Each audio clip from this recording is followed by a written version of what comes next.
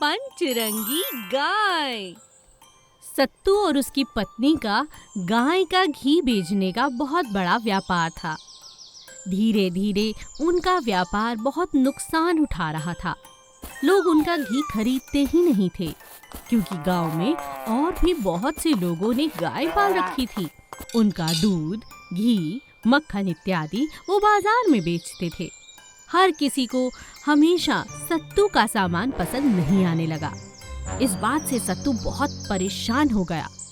एक दिन सत्तू की बेटी जब स्कूल से घर लौटी तो उसने अपने पिता से कहा, पिताजी पिताजी, कल स्कूल की फीस भरनी है, आपको ध्यान है ना? अरे बिटिया, फीस क्या? मुझे तो लगता है आगे मैं तुझे पढ़ा भी नहीं पाऊंगा, कुछ खिला भी नहीं पाऊंगा। कैसी बातें कर रहे हो आप? मैं ठीक कहता हूँ बिटिया। अरे हमारी 5 गायें हैं, लेकिन उसके बावजूद मेरा ना तो घी बिक रहा है, न मक्खन, न दूध। अरे पूरे गांव को एक ही व्यापार मिला था करने के लिए। तभी सत्तू की पत्नी उससे कहती है, ये कैसी बातें आप बच्ची के सामने कर रहे हो? मैं मानती हूँ व्यापार में बहुत घाटा हो रहा है, लेकिन कोई उपाय निकालो। बच्ची को पढ़ाना लिखाना है कि नहीं? मेघा अपने माता पिता को परेशान देखकर अपने पिता से कहती है, पिताजी, हमें टीचर ने सिखाया है कि व्यापार बढ़ाने के लिए नई नई योजनाओं का होना बहुत आवश्यक है, जो लोगों को लुभाएं, जो लोगों को ये बताएं कि हम कुछ अलग बेच रहे हैं। घी तो सभी बेचते हैं, आपको कुछ और करना होगा, जिससे आकर्षित होकर हमारे पास ग्राहक आएं। अरे ऐसा क्या करूं, तू ही बता दे। पिताजी, हमारे पास 5 गाय हैं, क्यों ना हम 4 गाय का रंग अलग अलग रंग से रंग दें? क्या कह रही हो बेटी? गाय का एक ही रंग होता है? अरे रंग बिरंगी गाय कभी देखी है क्या? वही तो कह रही हूँ पिताजी, अगर हम अपनी गाय को सुंदर खूबसूरत रंग से रंग देंगे तो लोगों को हम ये कह सकते हैं कि हमारे पास पंचरंगा घी है। अरे वाह बिटिया, तू तो बड़ी मजेदार बातें करने लगी। मेघा की माँ को मेघा की बातें बहुत अच्छी लगती हैं और वो अपने पति से कहती है, अरे बहुत बढ़िया योजना है, तुम करके तो देखो। सत्तू अपनी बेटी की बात मानकर हर जगह बड़ा बड़ा बोर्ड लगा देता है, पंचरंगी गाय का देसी घी। लोग उस बोर्ड को पढ़ते हैं तो सत्तू के घर गाय का दर्शन करने के लिए जरूर आते हैं। रंग बिरंगी खूबसूरत गाय देखकर हर कोई उनका घी खरीदता है। दिन प्रतिदिन अब सत्तू का घी बाजार में दूर दूर तक जाने लगा। सत्तू का व्यापार दिन दुगनी रात चौगनी तरक्की करने लगा। यह देखकर एक दिन सत्तू की पत्नी अपने पति से कहती है, अरे वाह, मजा ही आ गया। अभी तो हमने अपनी बिटिया को 8वीं कक्षा तक ही पढ़ाया है और इतना बड़ा ज्ञान दे गई हमें। देखो, मैं तो कहती हूँ इसकी पढ़ाई बंद मत करो, ये बड़ी होकर बहुत बढ़िया बिजनेस करेगी। क्यों बेटी, बिजनेस ही कहते हैं ना? हाँ अम्मा। हाँ, इस तरह मेघा की समझदारी से न केवल उसने अपने पिता का बिजनेस बढ़ाया, बल्कि अपनी समझदारी के साथ उसने अपनी पढ़ाई को भी जारी रखा। जंगल का राजा सफेद शेर था। एक दिन शेर अपनी गुफा में बैठा बैठा आराम कर रहा था कि तभी तोता जोर जोर से चिल्लाता हुआ आता है, महाराज महाराज, बचाइए बचाइए, पूरा जंगल खतरे में है महाराज, उठिए उठिए। क्या बात है, इतना शोर क्यों मचा रहे हो मिट्ठू तोते? महाराज, वो हाथी पागल हो गया है, आपको जल्दी चलना पड़ेगा, आओ जल्दी चलिए। क्या कहा? हाथी पागल हो गया है? ऐसा आखिर क्या किया है उसने कि तुम इतना शोर मचा रहे हो? महाराज, पूरे जंगल के पेड़ टूट चुके हैं, आधे से ज्यादा जंगल तबाह हो चुका है। बातें करने में समय मत गवाइए महाराज, जल्दी चलिए। क्या कहा? ऐसी बात है, चलो। तोते की बातें सुनकर सफेद शेर बहुत परेशान हो गया।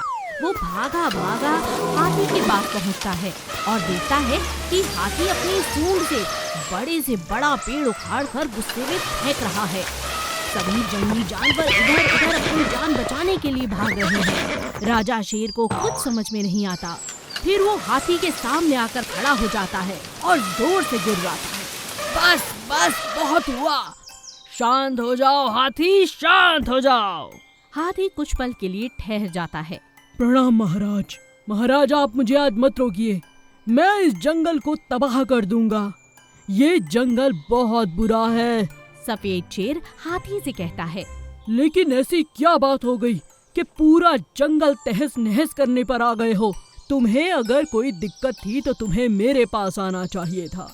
जंगल का राजा मैं हूँ।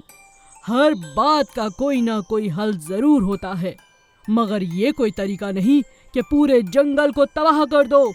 बताओ आखिर तुम्हें क्या तकलीफ है? महाराज मैं क्षमा चाहता हूँ। महाराज आप तो जानते हैं हमारे ये सफेद दांत, ये हमारे दुश्मन बन चुके हैं।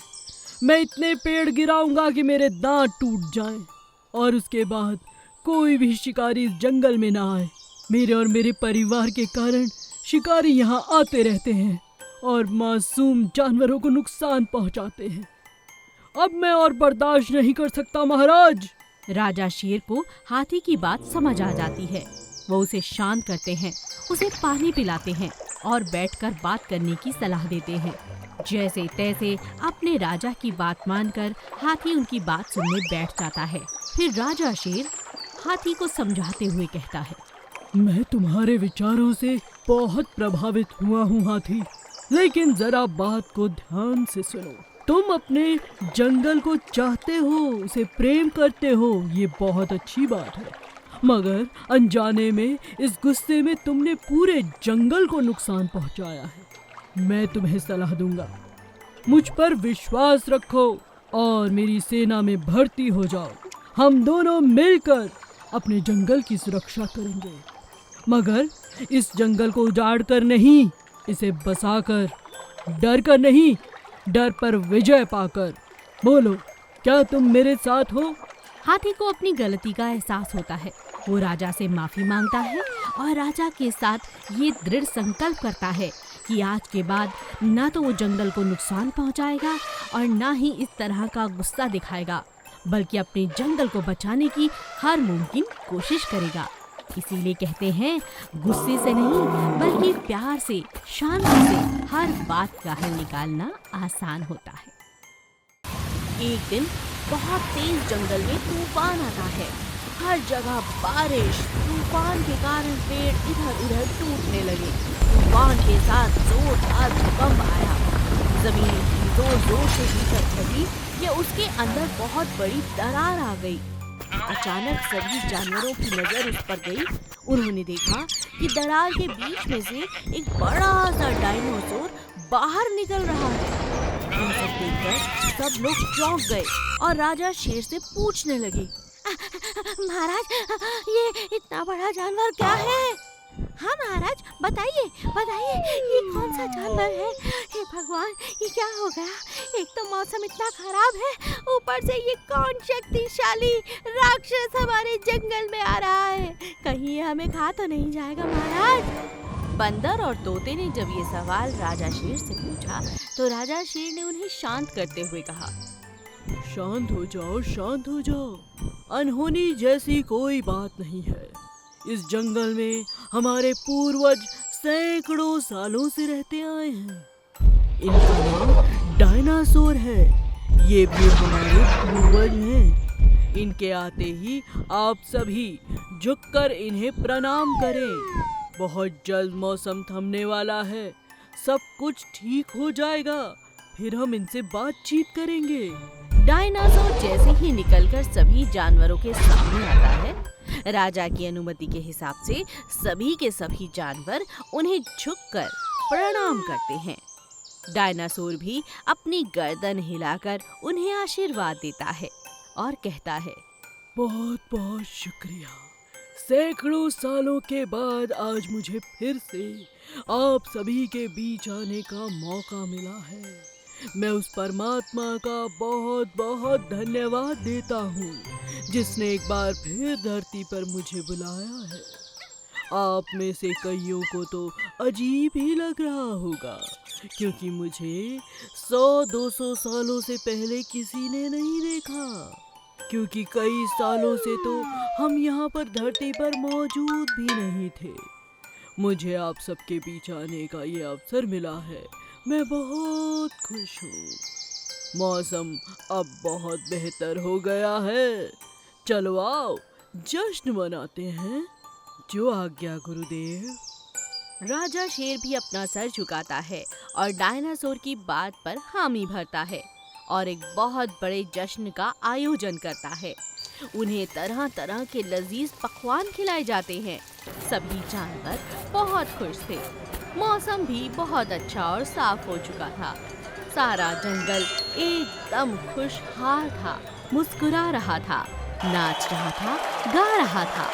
तभी डायनासोर ने सबसे कहा, बहुत जल्द मैं यहाँ से चला जाऊंगा, मगर ये पल मैं जीवन में कभी भूल नहीं सकता। मैं खुश हूँ कि जंगल की गरिमा आज भी बनी हुई है। आज भी जंगल में वही रीति रिवाज चले आ रहे हैं जो हमने शुरू किए थे। आप सब इसका मान रखते हैं और जंगल के नियमों को इसी तरह बनाए रखें, ऐसी मेरी आप सभी से बहुत ज्यादा उम्मीद है। डायनासोर की बात पर सभी हामी भरते हैं और जोरदार तालियों से एक बार फिर उनका अभिनंदन करते हैं।